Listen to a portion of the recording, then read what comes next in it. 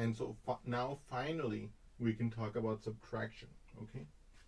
So if a and b are real numbers, we define a minus b as a minus b equals a plus the opposite of b, or a plus negative b. Okay, I want you to be comfortable using either of those terminologies, but one of the and I want you to observe how I read the expressions, because I want you guys to be able to read expressions, okay, as well verbally, because again, this helps to establish um, a mental link to this material in your brain that leads to deeper learning. Okay, we can also restate this as verbally as the difference of a and b is the sum of a and the opposite of b. Okay, I want you to, of course, write this in your notes. Okay, because I want this to become a part of you. Okay? And let me make a minor note here. This is very minor. This should also be noted, but it's not important, or it's not really important. We interpret the difference of a and b as a minus b. You see here, when I wrote in the verbal description, the difference of a and b is the sum of a and the opposite of b. So if you compare it here, you can see that implicitly I'm stating the difference of a and b, okay, is this. That's the difference of a and b. Anyway, so now, with that minor note behind us, we can look at some examples, okay? Let's look at some examples. I have some examples written here for you, okay? So let's imagine I want to subtract 5 minus 3. Now I know all of you know what 5 minus 3 is. I know you know that it's 2, okay? But using our definition, we could rewrite this as 5 plus the opposite of 3. Okay, so now I've translated this subtraction problem into an addition problem. And in our previous section, we saw how to handle addition problems with two numbers that have the same sign and with two numbers that have opposite signs. Okay? In this case, we have two numbers that have opposite signs, and if we apply the rules as we did in the previous section, we will get the result 2. Okay? Now you might say, David, how would you come about doing that? Well, let's look at the abstracted rules. We could get the absolute value of this sum by subtracting the absolute values of the two numbers that are being added, right? The absolute value of 5, the absolute value of negative 3 is 3, and we subtract the smaller from the larger. 5 minus 3 is 2. And to get the sign of the sum, we would look at these two numbers. We would figure out which one has the larger absolute value. The 5 has the larger absolute value. And since this number that is being added has a positive sign, the sum will be positive, right? Okay, so we can apply the rules that we learned before for adding two numbers of the same sign or of opposite sign, depending on what the case may be, to simplify this restatement of this subtraction problem, and you can see that it gives us the result we would have expected. Okay. Okay. Now here's where it starts to get interesting. What is 3 plus? What is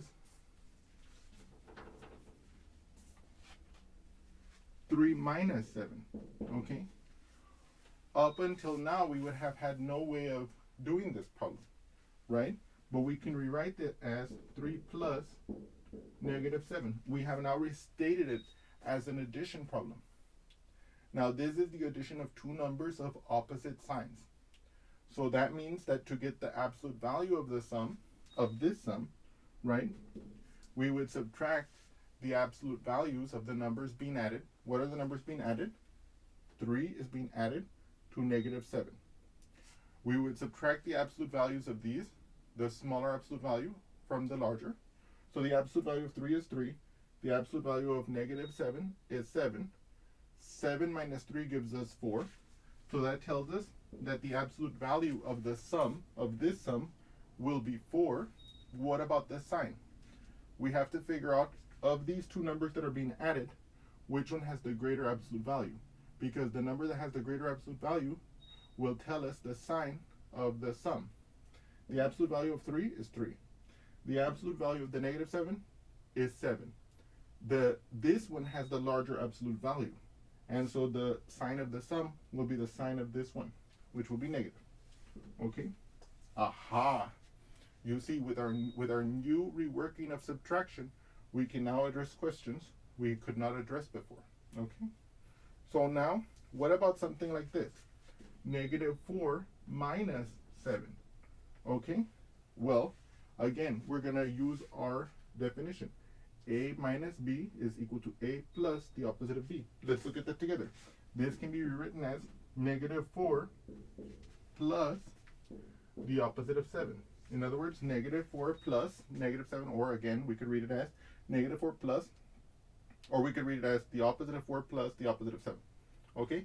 Here we have a sum of two numbers with the same sign. So we can get the absolute value of the sum by adding the absolute values of the numbers being added. What's the absolute value of negative 4? 4.